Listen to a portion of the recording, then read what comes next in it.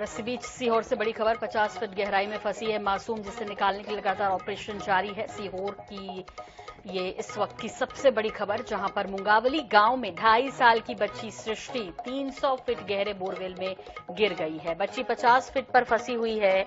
बच्ची को निकालने के लिए रेस्क्यू ऑपरेशन जारी है। बताया जा रहा है कि बोरवेल खुला हुआ था और बच्ची खेलते हुए उसमें गिर गई। खबर मिलते ही एसडीआरएफ की टीम और प्रशासनिक अफसर मौके पर पहुंच गए। वहीं पूरी घटना को सीएम शिवराज सिंह चौहान ने भी संज्ञान में लिया। सीएम ने बच्ची को बचाने समुचित व्यवस्था करने के निर्देश दिए हैं। ये बचाने का प्रयास करते तमाम लोग जो कि इस वक्त आपको नजर आ रहे हैं। मानव निर्मित ये भूल होती है जिसमें अक्सर हम फंस जाते हैं। बच्ची इसका शिकार होते हैं और उसके बाद हम हाथ पैर मारने लगते हैं, गड्ढा खोदने लगते हैं। पता नहीं इतनी बार सबक मिल चुका है, उसके बावजूद भी हम सचेतते क्यों नहीं। ये जो टीमें आती हैं बोरवेल में बच्चों के गिर जाने के बाद, वो पहले कहाँ रहती हैं खुले गड्ढों के बारे में। ये ग्राफिक्स के जरिए आपको दिखा रहे हैं किस तरह सृष्टि, मात्र 2.5 साल की बच्ची है ये, जो कि फंसी हुई इस बोरवेल में और उसको निकालने का प्रयास जारी है। एसडीआरएफ की टीम मौके पर पहुंची है। सृष्टि की जंग जिंदगी से जारी है। बच्ची का रेस्क्यू करने के लिए लगातार टीमें प्रयास कर रही हैं और 50 फीट गहरे गड्ढे में ये बच्ची फंसी हुई है सृष्टि।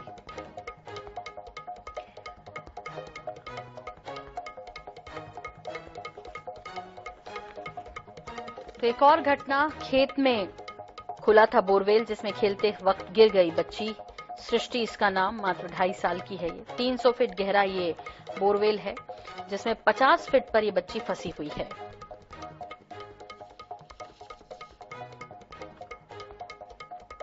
और इसी बीच आपको बता दें, सृष्टि की जंग पर लगातार हम बने हुए हैं। इस बीच शैलेंद्र विश्वकर्मा हमारे संवाददाता भी इस पर नजर रखे हुए। रुक करते हैं पहले उनका। शैलेंद्र, आपसे जानना चाहेंगे इस वक्त क्या अपडेट है सृष्टि के बारे में। सबसे पहले तो रेस्क्यू लगातार जारी है।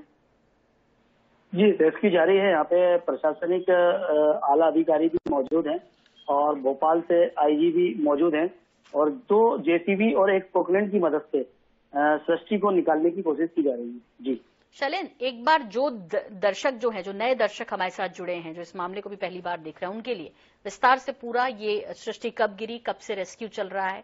लगभग 50 फीट गहरे गड्ढे में इस वक्त वो फंसी हुई है। सृष्टि की तरफ से कोई रिस्पांस, क्या कुछ जानकारी है पूरी डिटेल के साथ आपके पास? सृष्टि के माँ बाप और दादाजी से बात करने की कोशिश करी तो उनका ये कहना है कि सृष्टि 2.5 साल की थी और यहाँ पर खेत पर वो लोग अपने प्याज की छटाई कर रहे थे। उसी दौरान सृष्टि खेलते खेलते उस बोरवेल के बाद लगभग 2:30 से लेकर 3 बजे का समय था और सृष्टि उसी समय 2:30 से लेकर 3 बजे तक परिजनों को नहीं दिखी तो उनमें घबराहट हुई और घबराहट होने का जब उन्होंने ढूंढने की कोशिश करी तो सृष्टि की उस बोर तक वो लोग पहुंचे और बोर में जब उन्होंने सुना तो सृष्टि की आवाज सुनाई दे रही थी। जी शैलेंद्र, अभी भी सृष्टि की आवाज सुनाई दे रही है। रेस्क्यू हालांकि जारी है। कितना गड्ढा अब तक दूसरी तरफ खोद लिया है प्रशासन ने? लगभग प्रशासन ने 6 से 7 फीट, लगभग 8 फीट के समथिंग में ये गड्ढा खोद लिया है उनने। और सृष्टि की आहट, हल्की हल्की सी आहट भी सुनाई दे रही है, आवाज आ रही है। यहाँ पर आपसे भी जानना चाहेंगे शैलेंद्र, क्योंकि 50 फीट गहरा गड्ढा खोदना है, कितना वक्त लगेगा? प्रशासन के किसी अधिकारी से बात हो पाई हो तो कितना वक्त लगेगा लगभग 50 फीट तक पहुंचने में? लगभग 50 फीट खोदने में कम से कम 3 से लेकर 4 घंटे लगना है और लगभग जेसीबी की मदद से बहुत तेजी से मतलब गड्ढे को खोदा जा रहा है।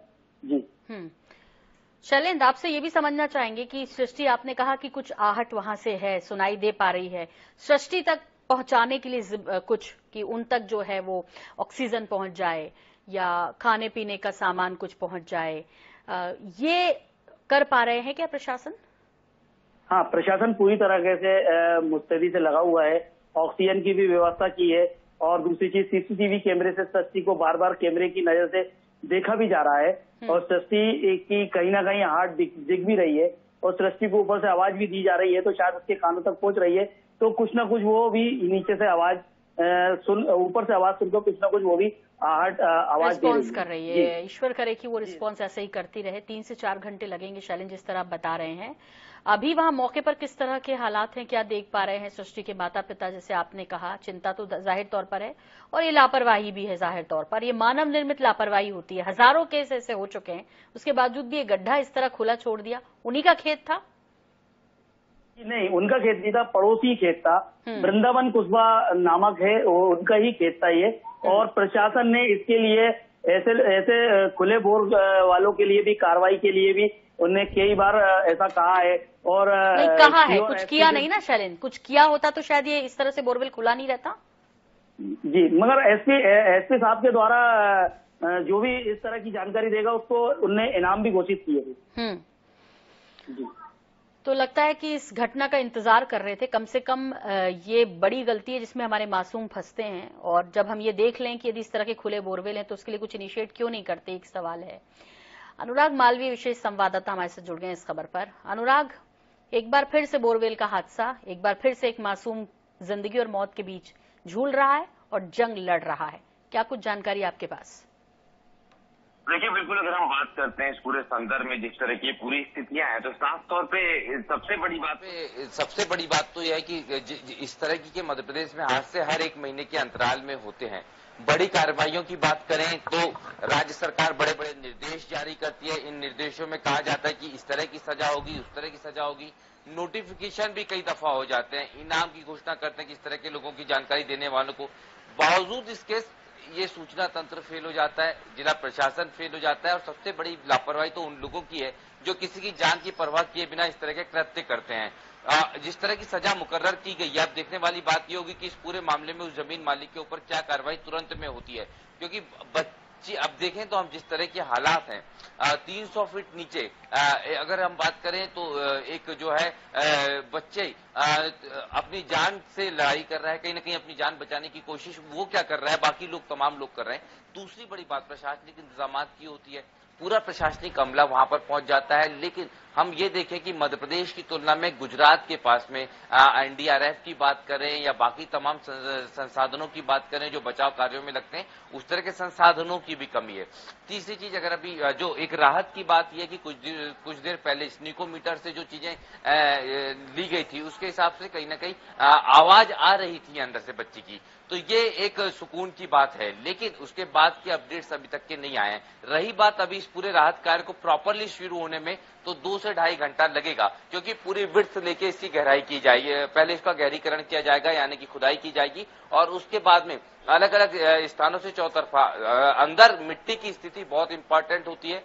मिट्टी में नमी कितनी है, हालांकि गर्मी के दिन है, तो दूसरी दिक्कत यह आती है कि ड्राइनेस होने के कारण मिट्टी बार बार नीचे उस तरफ भी जाके धंसने की संभावना बन जाती है जिस तरफ पे बच्ची है। तो कई सारी मुश्किलें हैं, लेकिन टेक्निक की कमी तो है ही, लेकिन उससे बड़ी बात है कि इस लापरवाही को लेके एक बार एक ऐसा एग्जाम्पल सेट करने की जरूरत है कि लोग अपने आप में भविष्य में ऐसी गलतियां न करें। हालांकि मुख्यमंत्री अभी भी मॉनिटरिंग कर रहे हैं, क्योंकि उनका गृह जिला है, और उनके गृह जिले की जानकारी लगते ही उनको, जब ये घटना की जानकारी लगी, उन्होंने वहां पर बात की, जिला प्रशासन से, एसपी से बात की, कलेक्टर से बात की, आईजी वहां पहुंच गए, दोनों अधिकारी वहां पर मौजूद है, कलेक्टर, एसपी समेत, और इसके अलावा राहत अमला भोपाल से भी पहुंचा है। हालांकि अभी भी 3 से 4 घंटे इस पूरे राहत कार्य को मूर्त रूप देने में लगने वाले हैं। सोनल, बिल्कुल अनुराग, मूर्त रूप देने में लगे हुए हैं, लेकिन इस बीच बड़ा सवाल ये, मुख्यमंत्री ने इनिशिएट किया है, क्षेत्र भी उन्हीं का है, लेकिन यहाँ बड़ी लापरवाही सामने आई है, तो स्पष्ट दिखता है। ये जो अभी आपने कहा कि इनाम का भी ऐलान है,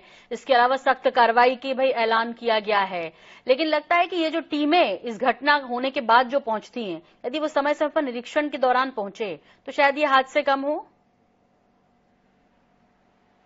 देखिए, एक बड़ी मुश्किल बात यह है सोनल, टेक्निकली अगर इसमें देखें तो ये कोई भी अपनी जमीन पे खोद लेता है, तो आप कितना निरीक्षण करेंगे। लेकिन उससे बड़ी बात यह है कि अगर आप एक बार एग्जाम्पल सेट कर देंगे, एक बड़ी सजा देंगे, उस बड़ी सजा का इश्तिहार करेंगे कि ये सजा इस बंदे को इस गलती के लिए हुई है, क्योंकि ये सीहोर जिले में ही दूसरी घटना है बहुत कम अंतराल में, वो एक बहुत महत्वपूर्ण क्रम होगा जिसके बाद कहीं ना कहीं लोग इस तरह की गलती नहीं करेंगे। क्योंकि आप हर घर में जाके नहीं देख सकते, हर प्लॉट पे जाके नहीं देख सकते कि क्या किसी ने बोरवेल के लिए गड्ढा खोद रखा है, उसको ढका नहीं है, उसके चारों तरफ बाउंड्री नहीं बनाई है, उसके सामने जो है सिग्नल्स या इंडिकेशंस नहीं है कि यहाँ पे कुछ खतरनाक है। लेकिन ये लगातार घटनाएं जो है उसमें 2 जो बड़ी लापरवाहियां है, पहली ये कि एक बार आप एग्जाम्पल सेट कर दीजिए, एक बड़ी सजा देखिए, और दूसरी जो है वो इस तरह की स्थितियां अगर बनती है तो उसके बाद के लिए आपके पास जो रिसोर्सेज हैं वो स्ट्रॉन्ग करने की जरूरत है। तो यहाँ पर ये दोनों चीजों की भारी कमी है। देखने वाली बात होगी, क्योंकि मुख्यमंत्री का गृह जिला है, वहां घटना हुई, मुख्यमंत्री ने संज्ञान लिया है, इसके बाद क्या होता है। लेकिन अभी तो दुआ ही मांग सकते हैं। अभी सिर्फ और सिर्फ दुआओं पे ही निर्भर है, हम, आप और प्रशासन सभी। जी ठीक, चलिए नजर बनाए रखिए, आपसे संपर्क में रहेंगे। फिलहाल बहुत धन्यवाद तमाम जानकारी के लिए आपका। अनुराग मालवीय विशेष संवाददाता बता रहे थे कि हर जगह तो प्रशासन नहीं जा सकता है। बात बिल्कुल सही है, हर जगह ना पुलिस पहुंच सकती है, हर जगह ना प्रशासन पहुंच सकता है। हम समाज में रह रहे हैं तो दायित्व हमारे भी हैं और ये हमें इनिशिएट करना होगा कि यदि हमने अपने खेत में, अपने घर में या कहीं अपने पड़ोस में कहीं भी इस तरह का बोरवेल का गड्ढा खुदवाया है तो उसे समय रहते हम उसे बंद करा दें। हजारों उदाहरण होने के बावजूद भी हम ऐसे कैसे निष्क्रिय होकर बैठ जाते हैं, कैसे लापरवाही बरतते हैं, उसके बाद ये मासूम अपनी जिंदगी से जूझते हैं। कुछ पर खुदा की नेमत रहती है, बच जाते हैं, कुछ जिंदगी की जंग हार जाते हैं। लेकिन उन पेरेंट्स के बारे में सोचिए जिनके बच्चे इसका शिकार होते हैं, उन बच्चों के बारे में सोचिए जो जिंदगी और मौत के बीच जूझते हैं कई घंटों। तो ऐसे में हम सभी को इनिशिएट करना होगा। इनाम घोषित कर देने से, सख्त सजा मुकर्रर कर देने से कुछ नहीं हो रहा। देश में ये मामले लगातार सामने आ रहे हैं और इसमें एक सामाजिक प्राणी की भूमिका निभाते हुए जरूर करना चाहिए कि यदि आपने इस तरह का कोई बोरवेल खुदवाया है तो उसको भरने या उसको बाउंड्री वॉल उसकी बनाने, उसकी व्यवस्था भी आपको स्वतः करनी चाहिए, एक सामाजिक जिम्मेदारी समझते हुए या इंसानियत के नाते, या कहें खुदा से डरते हुए कि आपके यहाँ ऐसा हुआ, उसकी वजह से एक मासूम मात्र 2.5 साल की सृष्टि 300 फीट गहरे बोरवेल में जा फंसी है। 50 फीट पर वो इस वक्त फंसी हुई है। एसडीआरएफ की टीम मौके पे पहुंची हुई है, रेस्क्यू लगातार जारी है। जिस तरह हमारे सहयोगी बता रहे हैं शैलेंद्र की अभी लगभग 3 से 4 घंटे का वक्त लगेगा कि अभी तक जो सिर्फ 8 से 9 फीट गहरा गड्ढा खोदा जा चुका है। 2:30 से 3 बजे तक का ये वक्त बताया जा रहा है जब सृष्टि इस बोरवेल में गिरी। हालांकि वो रिस्पॉन्स कर रही है, ये एक राहत की बात है, उसे ऑक्सीजन पहुंचाई जा रही है।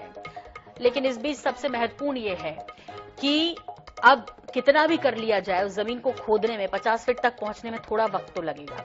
ऐसे में महत्वपूर्ण ये है कि हम ये लापरवाही बरतने से पहले ही इसको कोशिश करें कि कम से कम ये लापरवाही इस तरह से बढ़ती जाए और इसमें सजा भी वाकई में इस बार ऐसी दी जानी चाहिए कि एक मिसाल बने और उसके बाद लोग इस तरह की हरकत करने से पहले 4 बार सोचे। ये जरूरी है क्योंकि अब सिर्फ गड्ढा खोदने के अलावा कोई और दूसरा ऑप्शन है नहीं।